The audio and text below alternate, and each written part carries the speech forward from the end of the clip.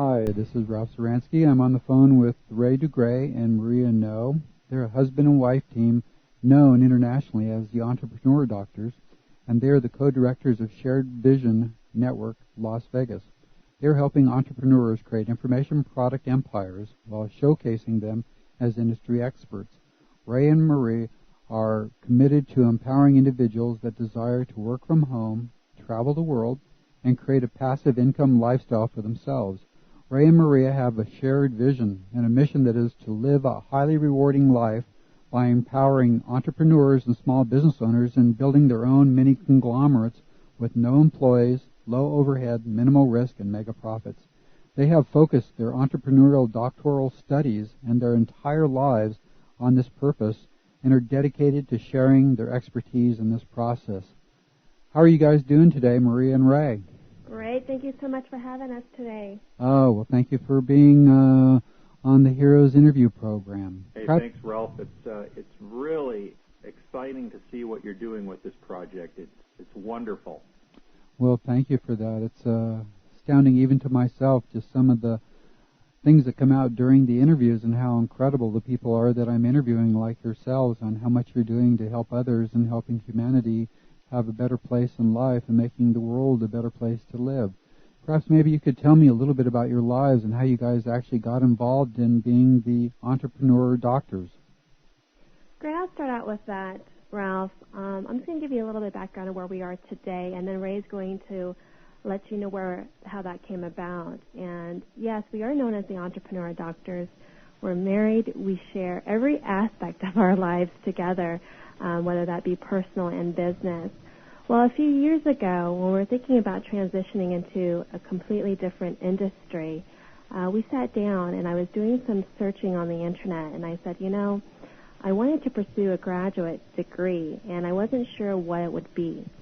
And I was looking, and then I came across Rushmore University, and it was an online PhD program that I could customize and use my own business as the curriculum, if you will. And I started talking to Ray about it, and I said, I think this would be a really great thing since we're transitioning into a whole new different industry. Why don't we study and implement the techniques and strategies of entrepreneurship? And he loved it, and sure enough, both of us signed up and decided to become the Entrepreneur Doctors because it is a PhD program in entrepreneurship.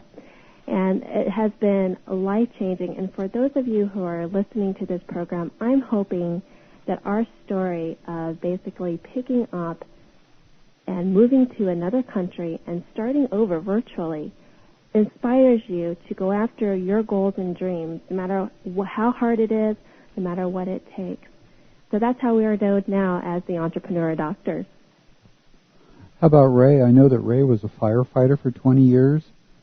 That's right. Now, Ralph, I'd like to share how Marie and I met and how the transition took place, because people are very interested when they first meet us, knowing that we spend virtually 24 hours a day together, enjoying life and running a business at the same time.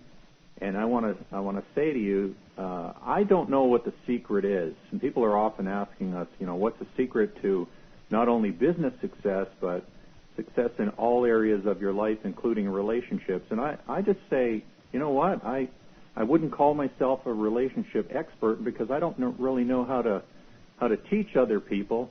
But all I can say is this: is we love what we do, and we love spending time together. And I think the not only the quality of time is important, but the quantity of time is important. So let's take you back and give you a little bit of history. Yes, I was a firefighter since the age of 17 and a paramedic, and I worked in the city of Winnipeg, which is in Canada. It's in the province of Manitoba. And over the years, I developed an incredible appetite for information. I just absolutely loved learning, and I extended my profession into my own home-based business, in which I developed myself as a trainer over the years, and eventually as a speaker, and I actually worked my way as a keynote speaker for the emergency services profession over the years, and found myself traveling all over the United States and Canada, delivering keynotes mainly on the areas of stress management and personal protection. And approximately 10 years ago, while doing this, I was over in Orlando teaching a trauma course. And I decided that after the program was over, I was going to go over to Daytona Beach and just have some R&R. And that's where I met Maria. Maria was on vacation at the time. And we immediately struck something. I mean, there was magic from the moment we met. And Maria, I noticed at the time, had a insatiable curiosity for my business. I mean, she was absolutely intrigued by it. Now, at the time, she, as she mentioned, was interested in going to pursue university, and I don't know if you did mention that, Maria. I'll add this at this point. Maria had plans on becoming a doctor in optometry. And to be honest with you, Ralph, I didn't see any passion, really. And from that point on, we stayed connected in a long-distance relationship. I went back to Winnipeg, and she went back to Kansas City, where she was originally from. And more, we noticed that not only did I have a passion for business, but she was developing an incredible passion for business as well. So we continued a long-distance relationship for a couple of years, and then it came to a decision where Maria and I just said, you know what, we need to be together in person. So Maria joined me in Winnipeg, and we spent many years. Actually, it wasn't until a year and a half ago that we relocated to Las Vegas. So we are currently in Las Vegas, and Maria is a U.S. citizen, and I'm a Canadian citizen. So at this point, I want to tell you how that transition came about from being a paramedic and firefighter in Winnipeg to being the entrepreneur doctors running a successful business here in Las Vegas. Are you interested? You bet. I'd love to hear that. I'm not sure how you guys can possibly work together. Sometimes I feel like killing my wife, and I know that she feels like killing me, too. We never said it was always easy. So here I'd love to hear it. Here it is, Ralph. I don't want this story to sound like one of those overnight success stories, because it really wasn't. The reality was, at a point, I was doing the keynote presentations. Maria was very much working behind the scenes, and I felt that there was a bit of a disconnect. I felt that, I was real passionate about my profession, the emergency services, and had a real understanding of it. But Maria was a part of our business, but she didn't quite understand the industry.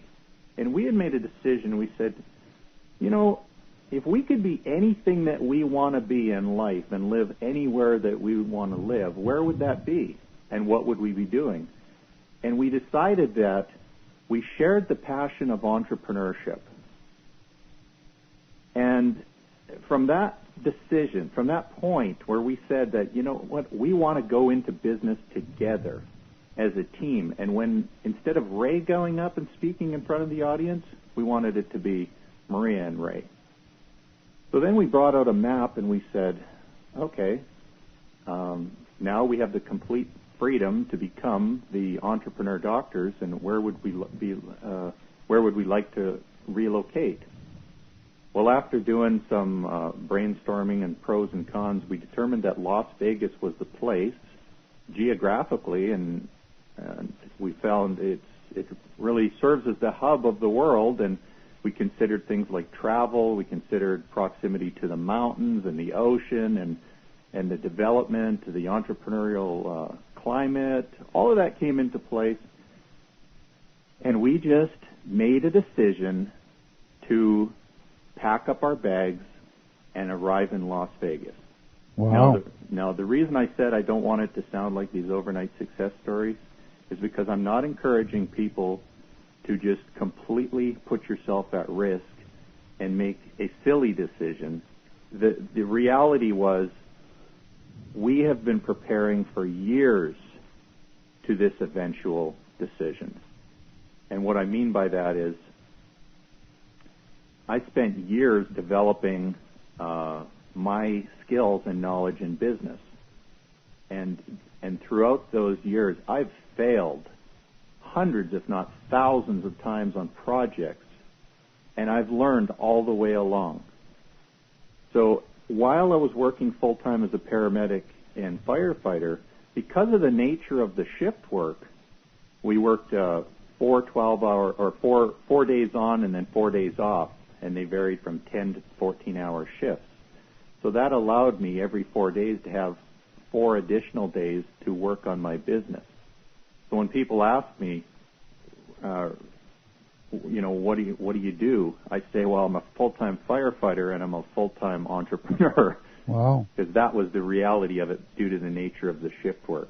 Uh-huh. So we developed into this, and we felt the timing was right. We believed that we had the skills to make it happen, and we made the decision, and we're here, and we feel completely enlightened as a result of doing it. Well, that's really amazing. And also understand that we went from one business to another. So we already had the financial backing, and we had a successful business that we had, but we just transitioned to a different industry. So I don't want people to think, wow, I'm just going to go ahead and jump in and do it. But we just want to make sure that they have the right resources before they do that. Which was the successful business? Was that Ray's firefighting and paramedic, or was there a different business? Well, it was the speaking business, and along with the speaking business, because it was targeted to the emergency medical services industry, Ray and I niched that very well. We had products around it. We had many speaking engagements and a lot of follow-up and programs that went around that. So that was the business. So did you go ahead and speak with Ray at the events where he was a keynote speaker about paramedics and life-saving? Absolutely not. My key role was I was the marketing director. So I would get and arrange all the speaking engagements, also negotiate all the booth space and the product creation and all of that. So I was more behind the scenes, where Ray basically got up in front of the people and delivered the goods. And that's why we decided to transition, because Ray really felt that we could be put up in front together, and if we could talk about something that we both were educated on, then that would be a better deal. And let me tell you, it's been the best decision of our lives. Well, aren't you guys doing something with training people on how to develop informational products, and aren't you having some type of seminar in 2 weeks? That's correct. We decided that our focus for this year is to specialize on information product creation and information marketing.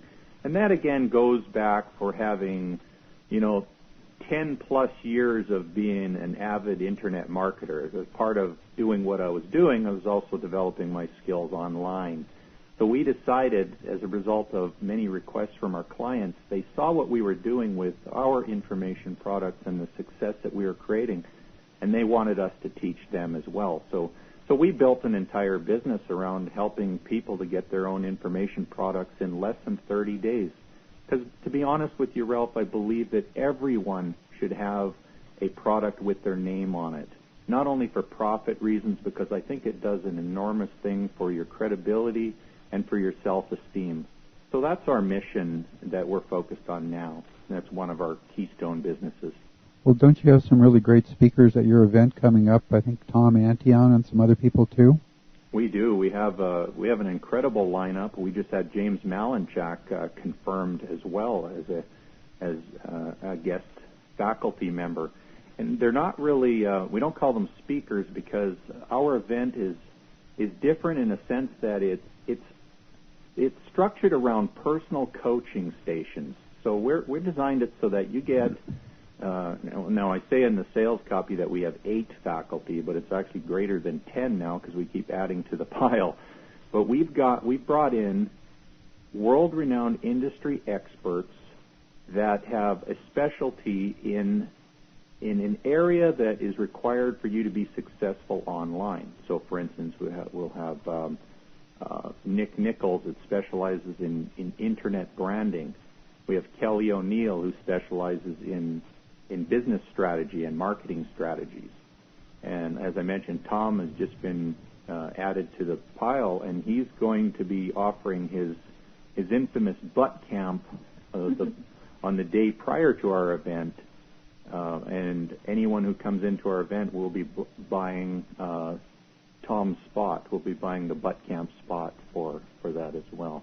So we're excited. We've got the team in place, and we have a maximum of 24 people that can attend this event, and it really is a personal one-on-one coaching event for 4 days.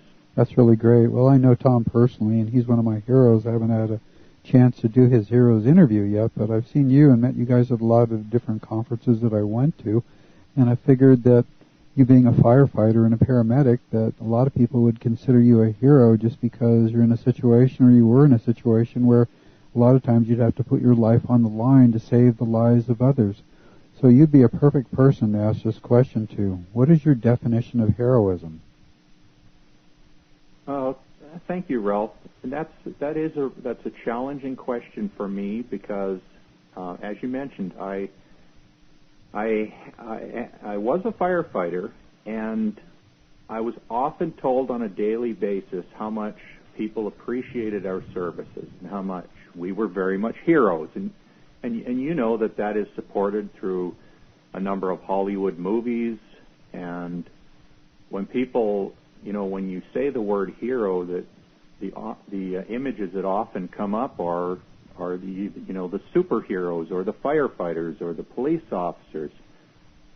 And that's all great. I mean, it's good for the ego, but here's my definition of what I believe a hero is. And it's this. I believe at any time that you are putting your own values at risk to support the values of someone else, you're acting out of heroism. Let me give you an example of that. If I'm working as a firefighter and I value my own life, but there's a burning building and I know that there's someone in there that values their life, and I also value my profession, then I know without question that if I was to go into that burning building, there is risk involved. So the risk is that I may lose my life. However, knowing that, I value the outcome, the perceived outcome on the other side, and that is saving another person's life. Mm-hmm. Now, that's an extreme example of it. But heroism goes on every day in everyone's life, all day long. All day long, you're making decisions to put your own values at risk to empower someone else. So I believe everyone is a hero. That's my definition. Boy, that's my definition too. How about you, Maria? Well, when I first met Ray, and I just thought, obviously that's a hero. Anybody who's going into dangerous situations or burning buildings to help others while most people are trying to run out, that's a great definition of a hero right there. But I believe it is the little things that also should be accounted for. For instance, Ralph, I know that I believe you're a hero. I know you're taking care of your parents, and you are putting everything that you have with that. And that's a hero. That is someone who says, despite of what the challenges are, despite of how tired or what's going on in my life, I'm going to put that aside because somebody needs me. Somebody wants me here. And I think it's the little things like the mother who comes home from work or from a hard day from the office, and her child looks up at her and wants her to play with him. And she says, instead of saying, I'm really tired, little Johnny, I just want to go lay in bed. Can you please, here's a video, just sit down and watch it. Instead, sits down and plays with that person, with the child. That's a hero. because that makes all the difference to that child, doesn't it? Boy, it's so true, isn't it? The silent acts of heroism that are created every day by individuals out of love and out of self-sacrifice. That's what the Heroes program is all about. You know, a lot of people have really had low points in their lives, and it's been difficult to look at the upside of life when you're going through difficult times. What was the lowest point in your life and Ray's, and how did you guys change your life paths to one of victory over all obstacles? That's another really, that's an emotional question for me, Ralph, because working as a paramedic over the years, I mean, I was beat up. There was times where I was burned out. There's no question. There was times where I was visiting the staff psychologist with the city because I was so messed up because of some of the things that I've seen. You saw a lot of brutal stuff, a lot of horrible accidents, and people at death's door. I can't even comprehend some of the horrific things that you saw and had to deal with. Yeah, I worked in an environment in Winnipeg. I worked in the North End, which was the busiest area, and it was the most violent area, and I probably spent too much time in that area. And even though I was a young whippersnapper and had some really good coping skills, the workload was pretty tough on me.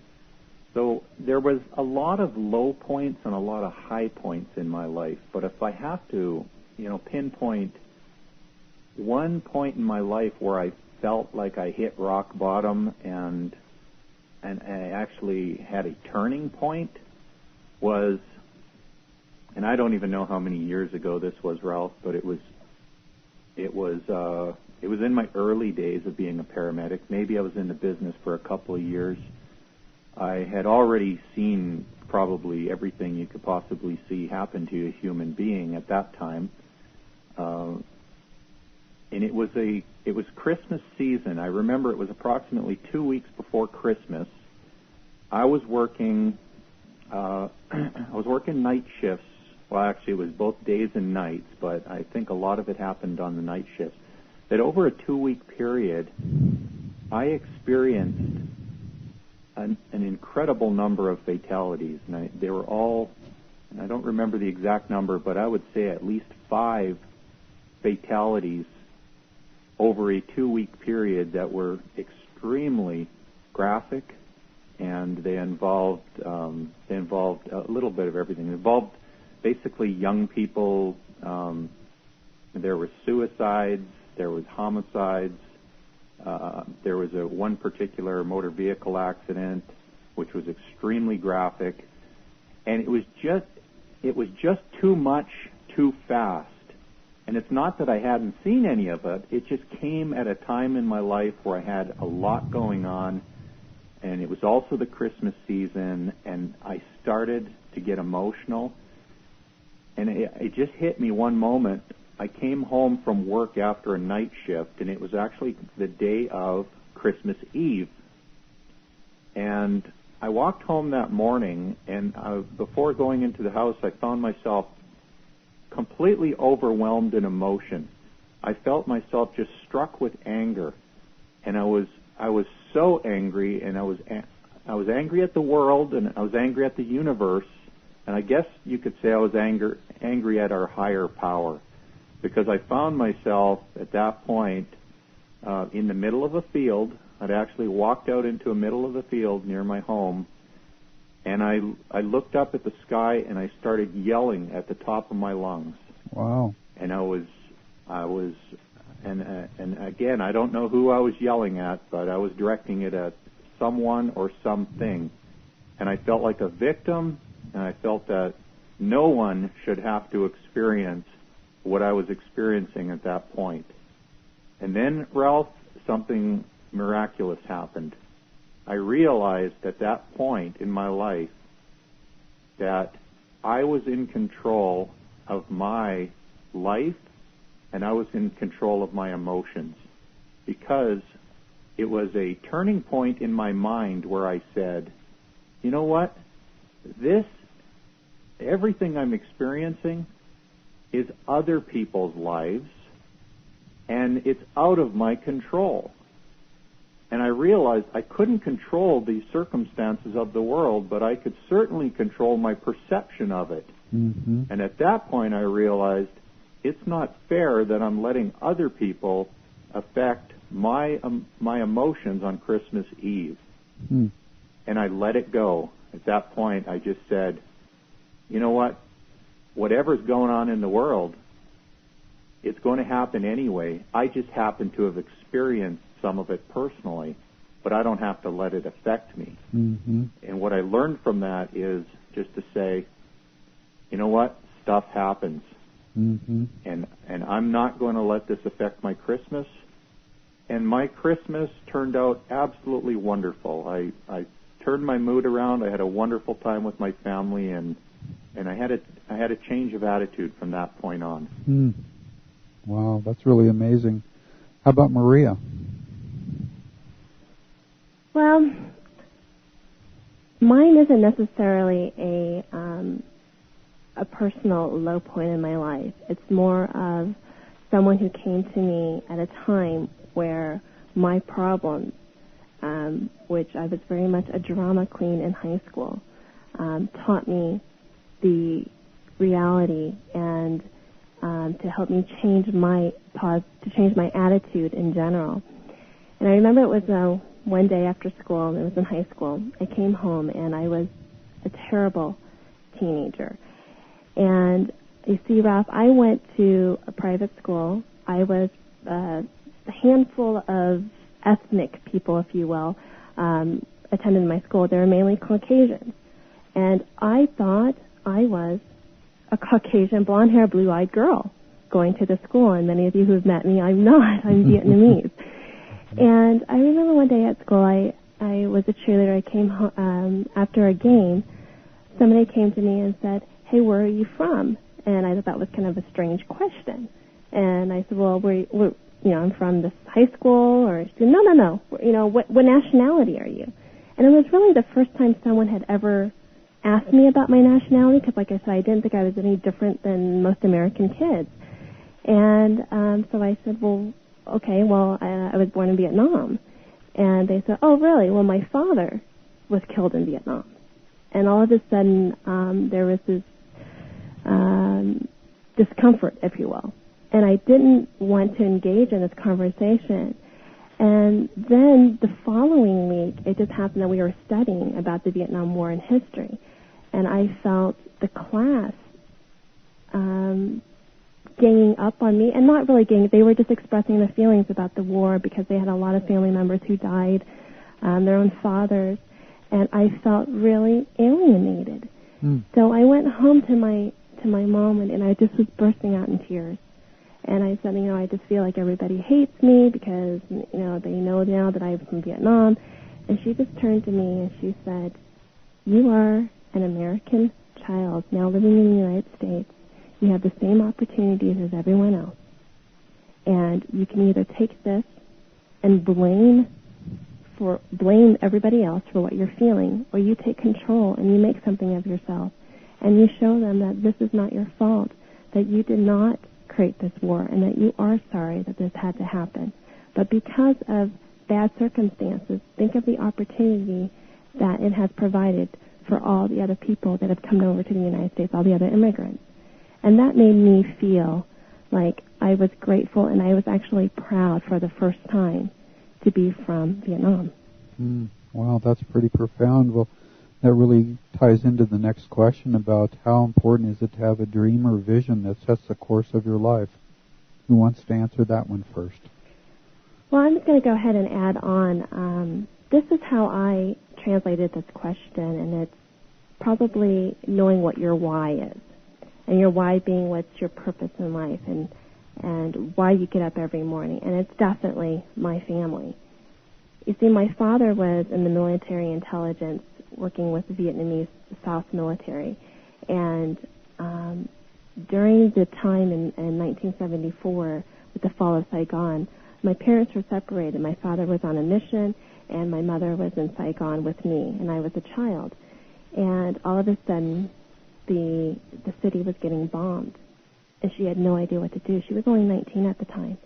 And So her neighbor came to her and says, "You got to run. You got to go." She says, "I have no idea where to go." He goes, "Just start running for the border." So she did. She just packed one little bag and took me and just started running in this chaos of war. And you wouldn't believe this, Ralph, but about a day later, she just looked up to the hill and she's exhausted. She hadn't eaten. She doesn't know where she's going. She's upset. She looked up, and on this hill was a man on a motorcycle, and it was my father. So he sees her, and he runs down and picks her up and says, "Okay, we got to go." And he takes her to a fisherman's boat, and they go out to sea. And then they get rescued after a couple days of just sitting on the water by the United States military, pulling up everybody by the cargo nets to their big ships. And we ended up in Belton, Missouri, being sponsored by a church after being in a refugee camp. And my family put so much effort, and they sacrificed so much, Ralph, for me and my brother to have a normal life, to have a life of abundance. I mean, I never knew that they struggled to make payments on the house. I thought everything, when I asked for a pair of shoes, I got it without question. And to this day, I still have family in Vietnam who don't have the quality of life that our family here has. And so that's really what I'm trying to achieve with getting up every morning and working as hard as I do, and to feel blessed. But it's because of the family back there that they need help, they need guidance to better their lives, and that's really my passion and my goal. How about Ray? Well, Ralph, I think, and I think you'll understand it. What I mean when I say this is my vision is, my dream in my life is to teach people to fish. And I'm gonna expand on Maria's story, because she has a family that is very giving, and they continue to send money back to Vietnam. But what happens is, when you're trying to help so many people, eventually your pot of gold will dry up if you just keep giving the money away, because you end up in the same situation as they are. And if you've ever been into some of the third world countries, you know exactly what I mean. Yeah, I do. Is you've got all these people that are just in such dire straits that you just want to be able to help them all, but if you just keep giving money and money and money, you run out of money and you're in the same situation. Mm-hmm. So my vision is to continue to empower people through entrepreneurship to be able to teach them how to fish. Instead of providing the fish, we teach them how to fish, and they continue building and transferring that from generation to generation. So we've dedicated our entire mission statement on that. Is like I say, Maria and I have a shared vision and mission, and that's to support entrepreneurs and small business owners in basically building freedom. And I would like my life to look like this. At the end of my life, I would like my headstone to say something like, Ray is totally used up. He's completely spent. He's given his entire life to make a difference, and there's nothing left. And I don't know if that makes sense to you, Ralph, but that's the way I would like to look back on my life, is to be able to say, in the end, to look back and say, man, maybe you didn't accomplish everything you set out, but you gave it your all. There's nothing left to give. Mm-hmm. Well, that's interesting that you would say that, because I wasn't quite sure what I would get when I started doing the heroes interviews, and what everybody that I thought were heroes, who they thought were real heroes. And it seems that the common consensus is that the people that are entrepreneurs, that are seeking their dreams, that are following the pathway of Earl Nightingale that was described by Napoleon Hill, and also Dale Carnegie, and the different works that they did, that they seek out their dream, they work with honest and ethical code, and they strive to create jobs for others and just to achieve everything that they're possible of achieving through their efforts in their lifetime and providing a quality product or service that is so valuable to society that they will receive the rewards and recognition that they do. And I know that you and Maria are doing that through your seminar series and then your interviews of people that are experts in business. But one of the things I think that paralyzes people is that they have setbacks, misfortunes, and mistakes. And I know that you said that you failed like thousands of times in striving to find out what works on the internet and how to be successful. Could you share with me a little bit about how important it is to take a positive view of setbacks, misfortunes, and mistakes? Absolutely, Ralph. You know, my frustration level is very high on a regular basis, and that's because I have a large vision. And it seems that no matter what we're accomplishing, as grand as it is, it doesn't seem to be enough until I look back. At the moment, as I say, the frustration level is high. But at any point in time, if I look back on a period of time, I'm amazed at how much we've been able to accomplish and how many obstacles we've been able to overcome. And despite all the so-called failures, which I don't believe really they were failures, and they weren't, there's no question, but at the time you believe that they are. Despite the numbers, I'd have to say that if I look back on my life, that everything that happened, even the most dramatic, have served me in some way. I did not understand it at the time, but knowing what I now know, I say, aha, it happened for a reason. And that could simply be something that has developed your character or has strengthened you in a fashion that will help you cope with something that's coming in the future. Well, that's true. So, absolutely. Brian Tracy says, and a lot of the success gurus say this, and I must agree with it, is that everything that's happening in your life is happening for a reason. If you hold a vision, and if you hold this vision in your subconscious mind and you condition it, your actions will take a course that will make that a reality. And you may not understand at the time why things are happening, but if you have a belief, an absolutely unshakable conviction that things are happening because the universe is perfect, they're happening precisely at the time when you need it, that's a good belief to follow, because it's very serving. Boy, that's true. How about Maria? Ralph, we're not perfect here, and especially when you are in a husband and wife working relationship, things can get heated at times.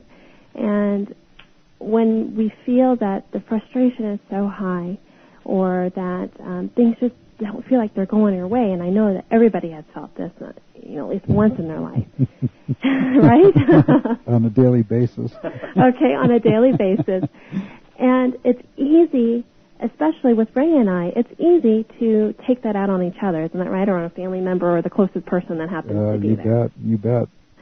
Well, what I've learned is that these setbacks, misfortunes, mistakes, or whatever you want to call them, and they're really the clue, saying, wow, you're really trying to do something large.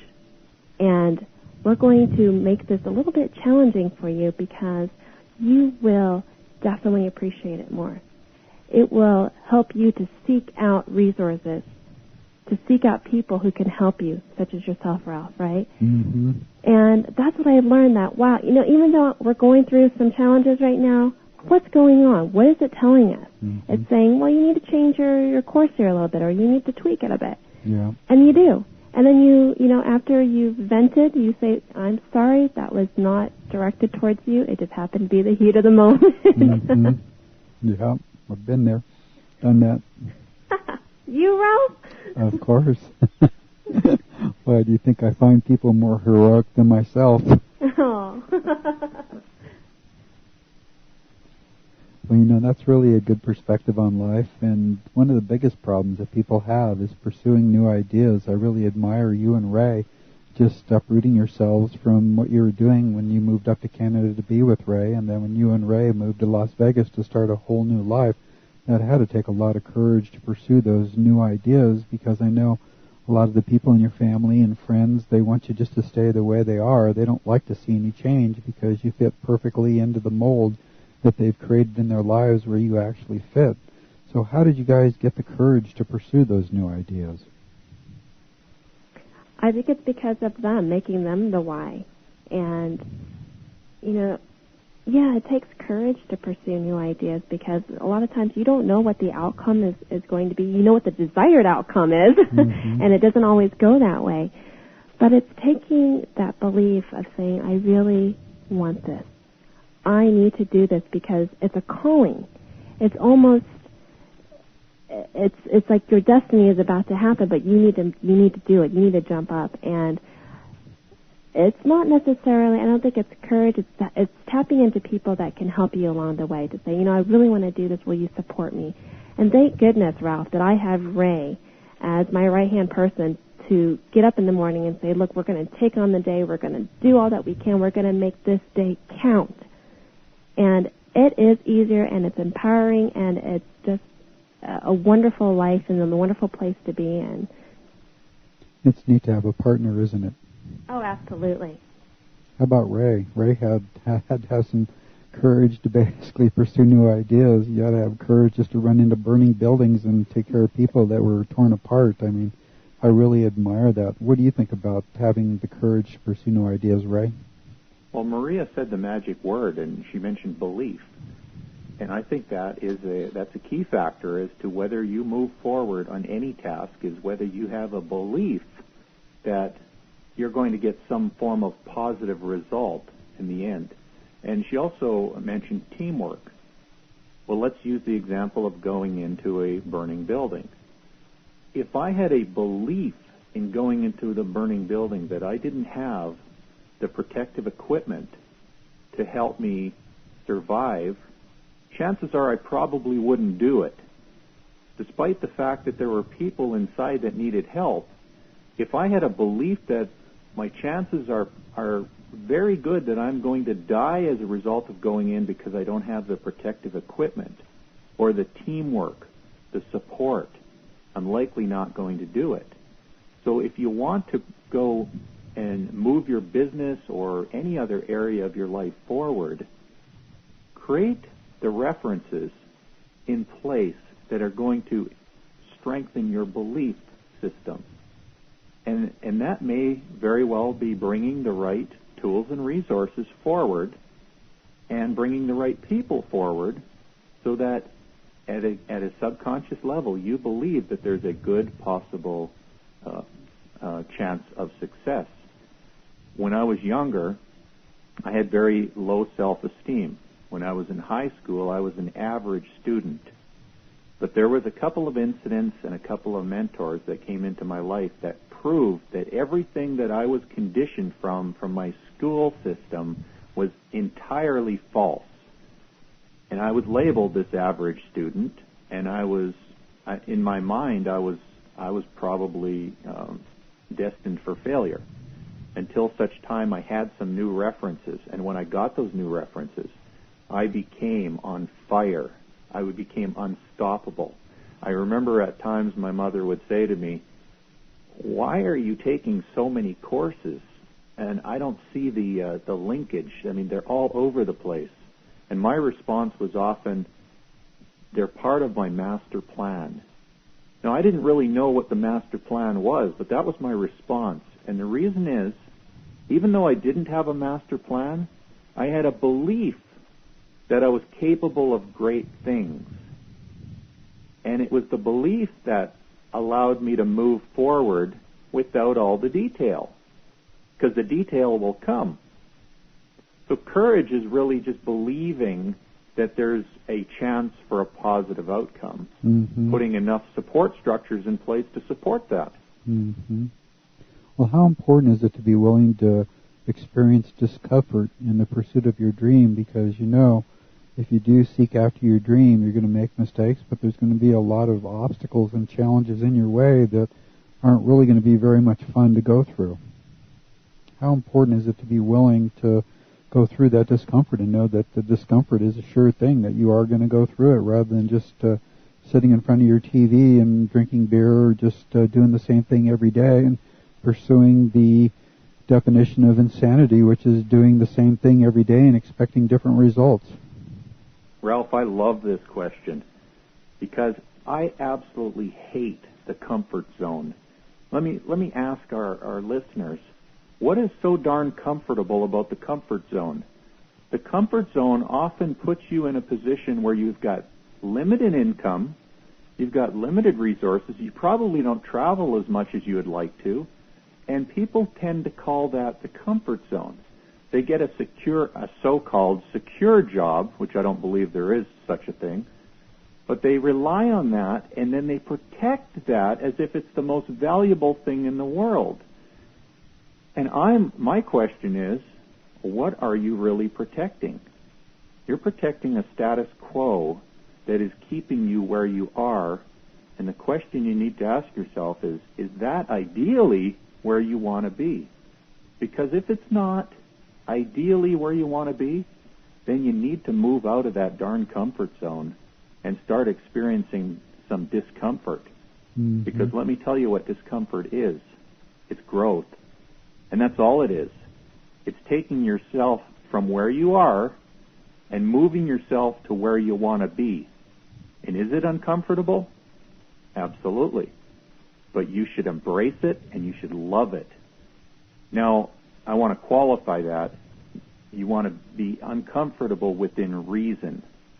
I don't want you to put yourself into a situation that's going to cause medical conditions such as hypertension. You don't want to put your life at risk, obviously.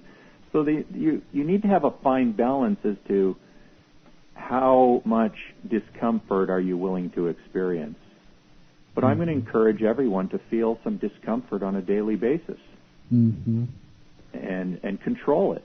Because that discomfort, whatever it is that you're doing that you're not comfortable in, it's not going to last long. Mm-hmm. For instance, if someone, let's say, Ralph, you asked to interview someone, and maybe someone that has never done an interview before. Well, you know what? They're going to feel really uncomfortable about that. Why? Because they have a fear that they're maybe not going to sound the way you would expect them to sound on the call. Mm-hmm. If they do it, and they do it once, and it works, they've just grown. Mm-hmm. And chances are next time they're not going to feel the same level of discomfort, and it will come to a point where they're now in the comfort zone because they are totally comfortable with being interviewed. Mm-hmm.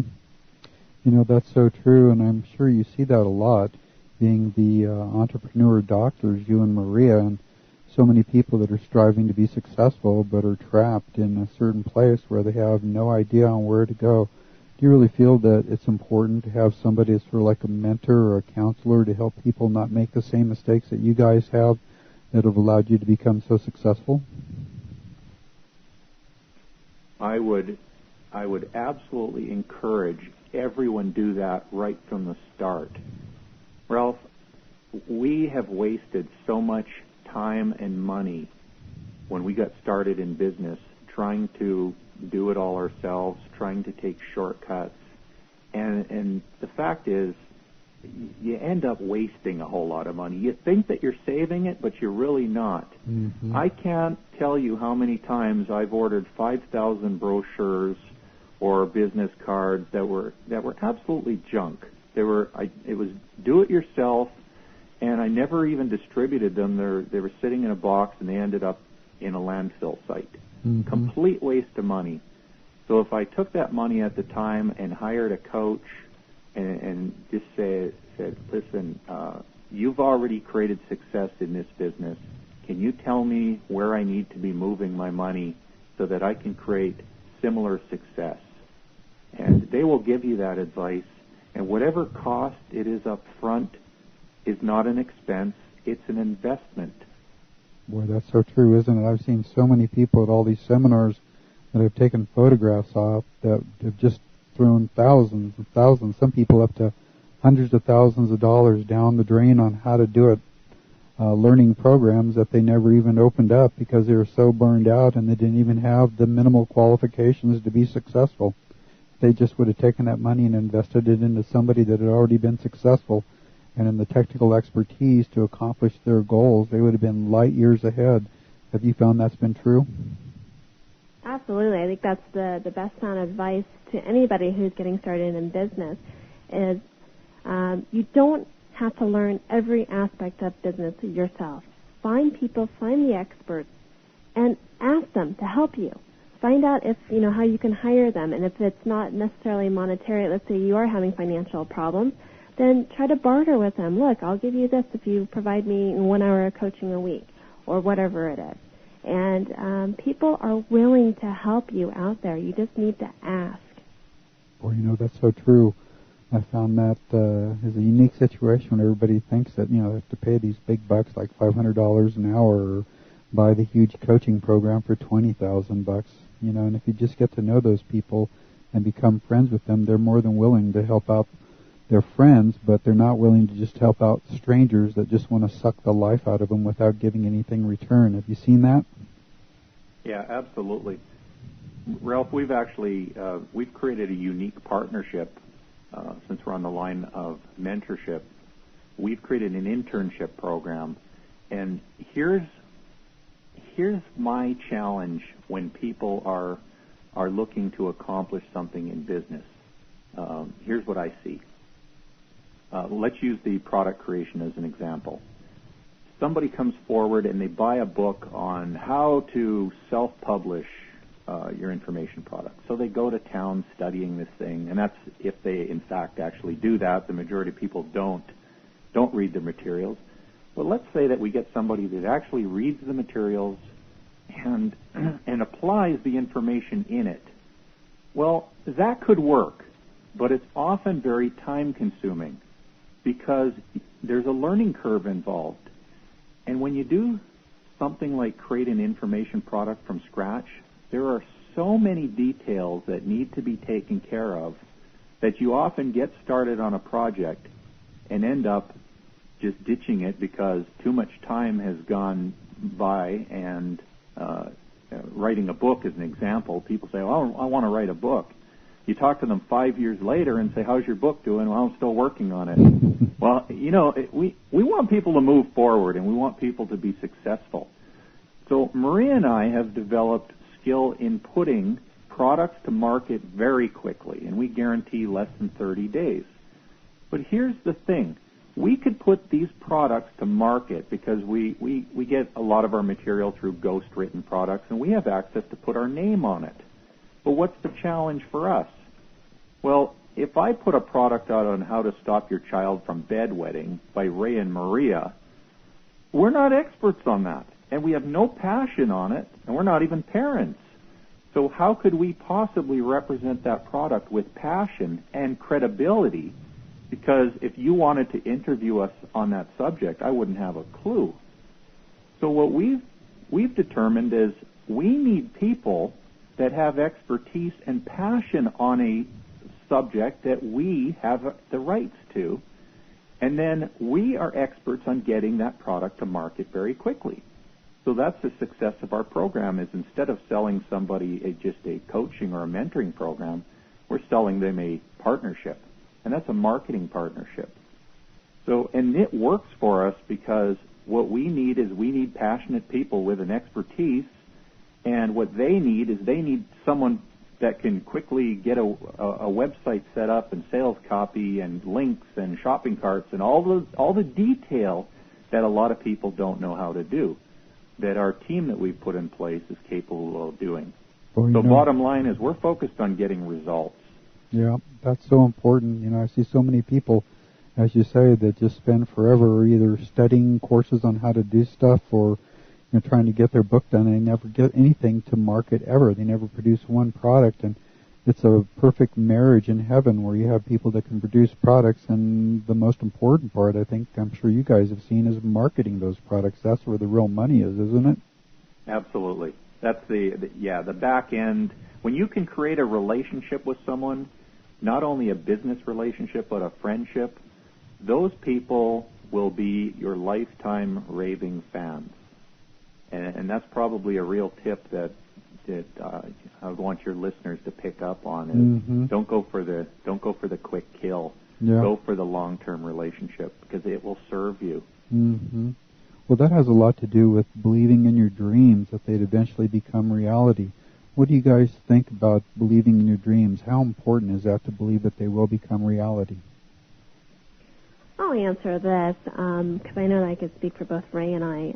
We live our dreams as reality every day, and it starts with our thoughts. And when Ray was talking about when we first came over to Las Vegas and decided to move, we designed that. We designed that in our minds first before we could make it happen.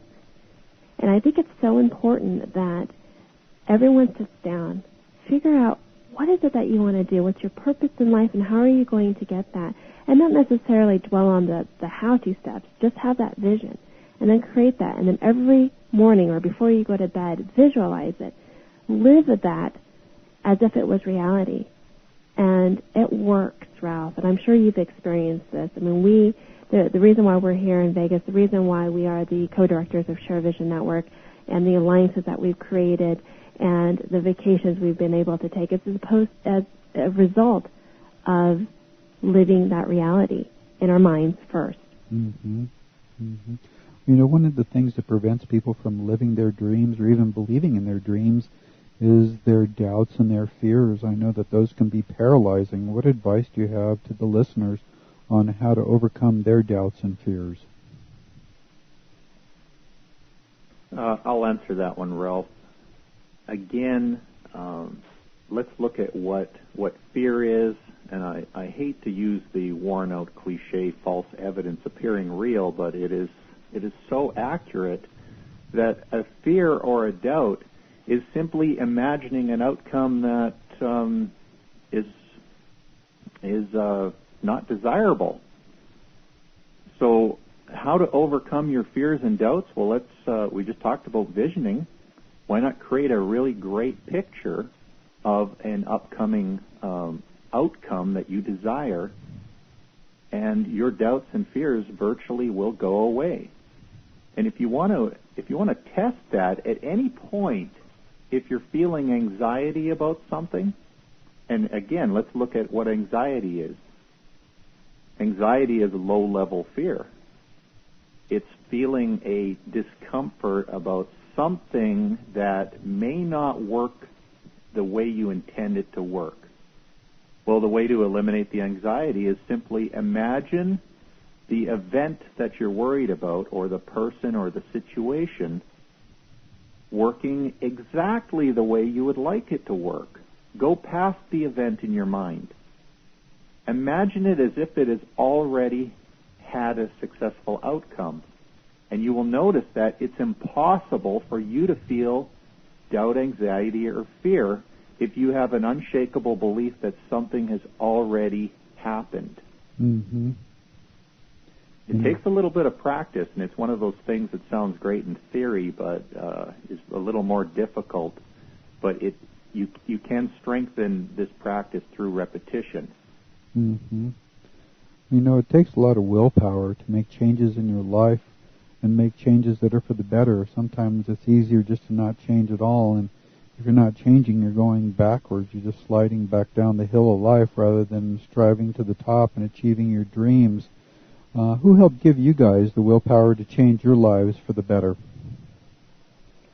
I would have to say first were my parents.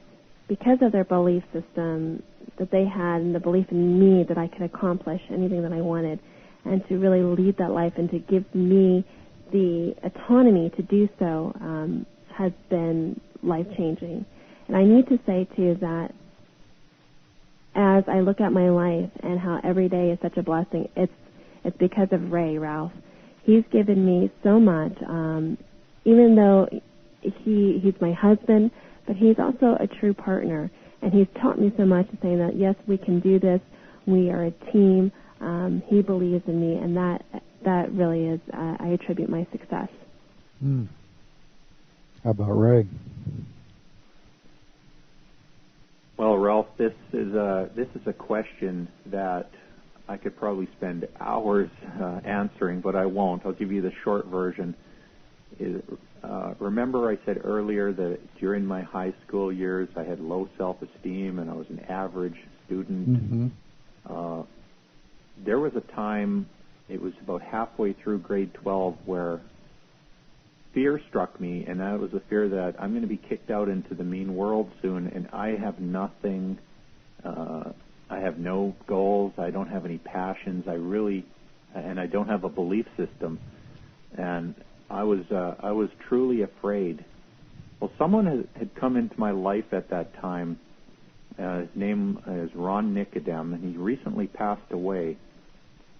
And Ron was the fire chief of a small town, but he was also a maintenance chief at the local hospital, which was near a small town that I grew up in.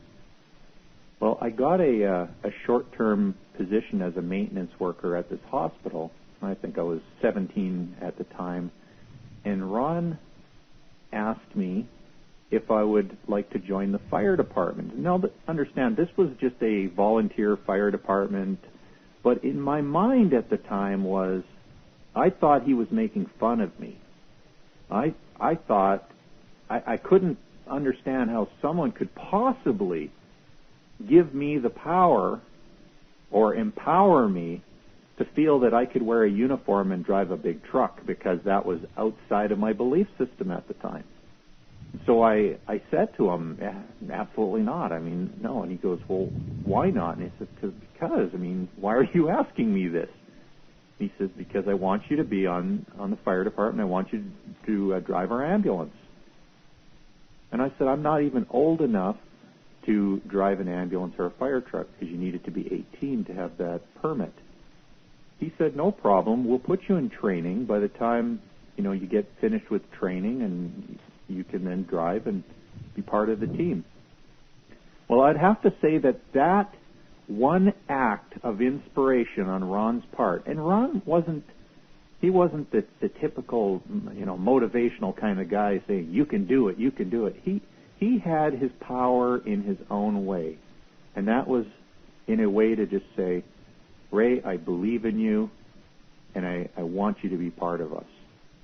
And that was one person who ignited the fire that took my self-esteem to a level that has never been shaken since. Because at any point in time where I feel that I'm starting to struggle, that I'm not good enough, I remember Ron Nicodem.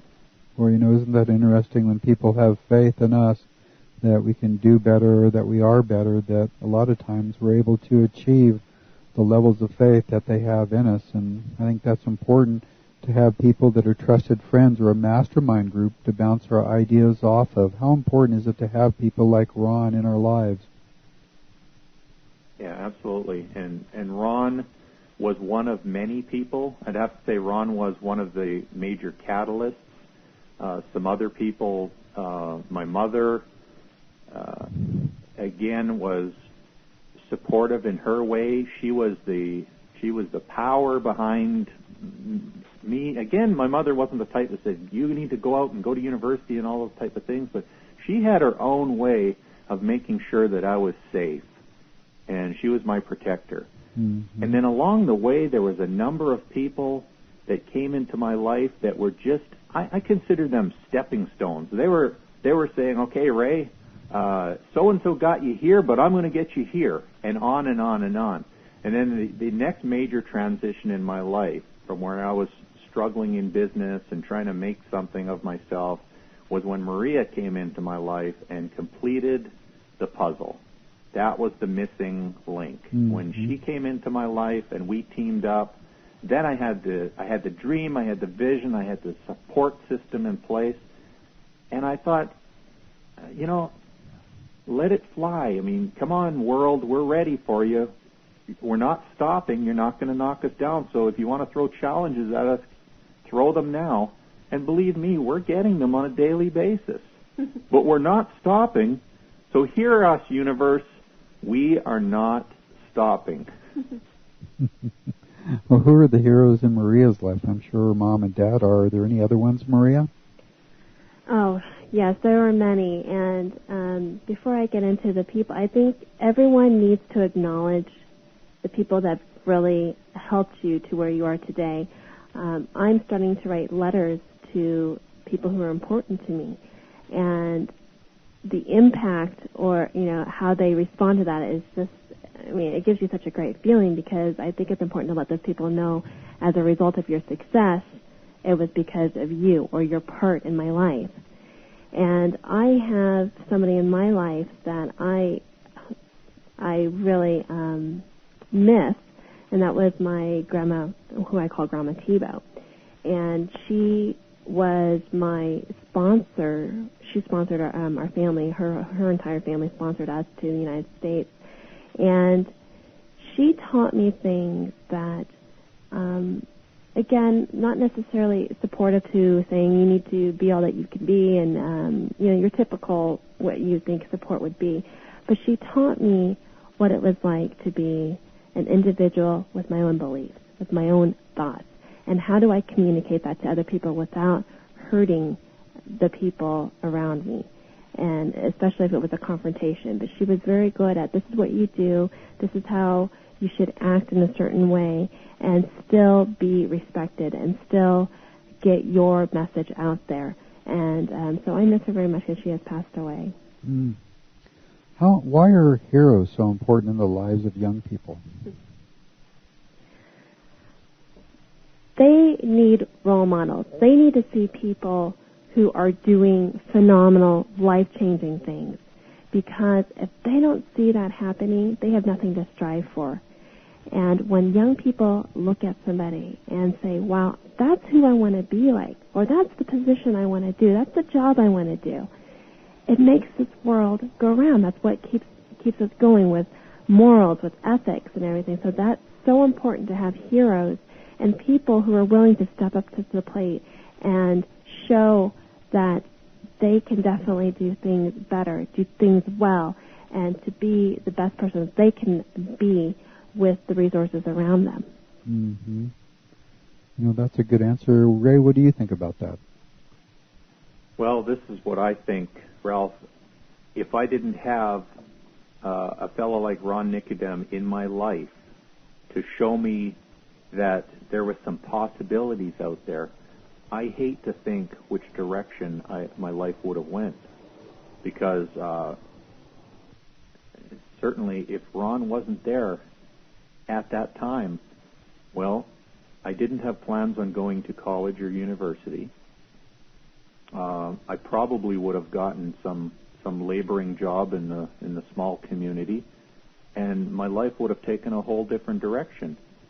But because of that one individual, and I was at an age that was influential, that I was, and most people are, young people are open. They're waiting for some instruction, and Ron gave me some instruction, and it sent my life in a direction that I feel so blessed, because I really shudder to think what the consequences would have been if I didn't have that person.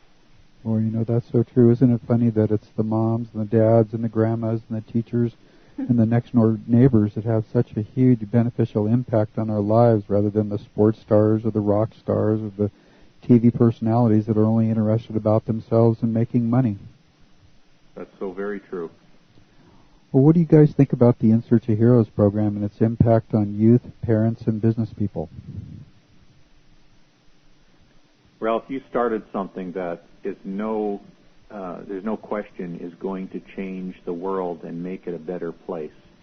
And you've got to keep going on this thing. And we're entirely supportive of this, and I'm encouraging that everyone that shares the same beliefs that we do, you need to step forward and you need to spread your love over to Ralph, because we need to support him.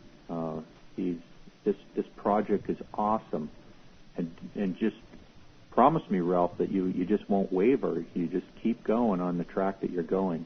Well, I've been working on it for 14 years with very little help except from the heroes like yourselves and people that are just willing to share your wisdom with those people who are listening to on how they can become successful, because a long time ago I realized it wasn't marketing tricks or books or whatever. It was the type of person that you need to become to be successful and provide a quality product or service to society to receive the rewards and to accomplish your dreams. And the only way you can really do that is having people like you guys in people's lives that help take you by the hand and just guide you so you can miss the potholes of life and not make the same mistakes that you guys have made along the way. Perhaps in parting, and I really appreciate your time in doing this interview with me, perhaps you could just tell me some of the reasons why people would want to come to your seminar in 2 weeks. Well, Ralph, I believe that, well, first of all, let me give the information for those listeners that are interested in getting the information. They can get everything they need to know at a couple of websites. And the first one I'll give you is www.infomarketingclinic.com.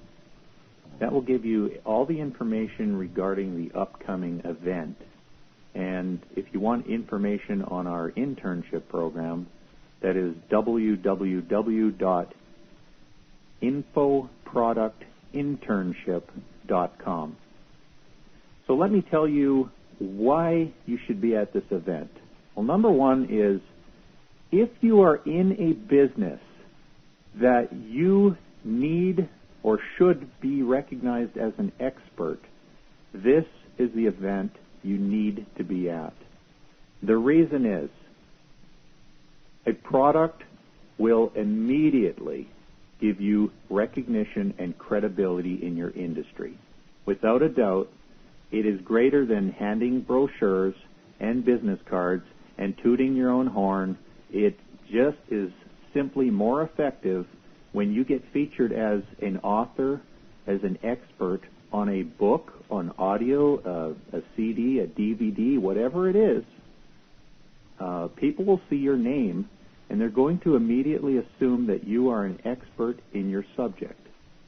So what we have done is we've brought together a team of experts which will help you create your initial product idea. If you have if you don't know what your product is, we have a team that will work with you to determine what that product is. And for 4 days, we will actually get busy doing, and not teaching, doing what it takes to get your product to the market in 30 days. We have a 30-day follow-up program, and we make you accountable to getting the job done. So in the end, you have at least one product, and this is simply just a start, because what we want to do is we want to empower people to create product empires. Once you've learned how to create your initial product, it is so easy to create additional products as spin-offs. If you're already an avid internet marketer and you've already have products, great. Come to the event, because we're going to add more products to your lineup, and we're also bringing in people that are certainly going to be interested in joint venture partnering with you. Mm-hmm. So that's really powerful. Maria and I recently attended Tom Antion's Internet Marketing Retreat. And we have partnered with people as a result of that event. Just the individuals that were connected to Tom and that attended that event, we project to be bringing in approximately $5 million over the next 5 years as a result of the relationships that we created, knowing Tom and the power of what an event can do. And we intend on doing the same thing at our event. We want to bring people together. We want the experts to show them how they can become successful in their industry as the industry expert. Boy, that is so powerful. It's not only having people to support and encourage you, but to hold you accountable and to find those people that are willing to do joint ventures with you. That's one of the things that I've learned going to all these different seminars. It's the relationships that you make with people that have millions of people in their database, that once you establish a relationship with them and come up with a valuable and useful product, that overnight you can experience your financial dreams. I think not many people realize that. Great. Thank you so much, Ralph, for having us on today. Well, I really appreciate you guys. I know how busy you guys are in putting together that seminar, and I just thank you for considering me a hero and giving me support for my program. And I just look forward to creating our own little project, which is an e-book on the things that you had to say on how you guys are fulfilling the secret that Dale Carnegie shared with Napoleon Hill and Earl Nightingale on how to become a success. So again, I just thank you for your time, and for all those people out there listening. If you haven't joined up, to go to Ray and Maria's seminar. It's one of the best in the industries, and by the time you get done, you'll actually have a product that you can sell that establishes you as an expert in your particular industry. So again, thanks a lot, you guys. Thank you. Thank you so much, Ralph.